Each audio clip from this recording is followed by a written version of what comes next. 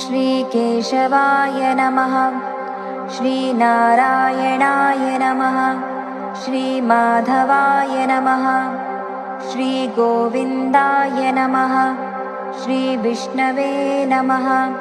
श्रीमधुसूदनाय नमः। श्रीत्रिविक्रमाय नमः। श्रीवामनाय नमः। श्रीश्रीधराय नमः। श्रीऋषिकेशाय नमः। श्रीपद्मनाभाय नमः। श्रीदामोदराय नमः। श्रीसङ्कर्षणाय नमः।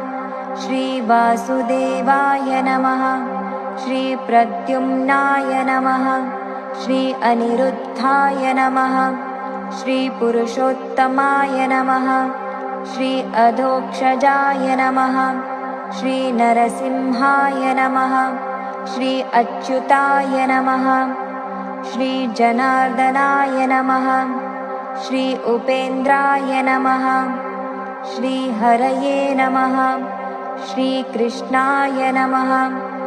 इति श्रीकृष्णचतुर्विंशतिनामावलिः सम्पूर्णः।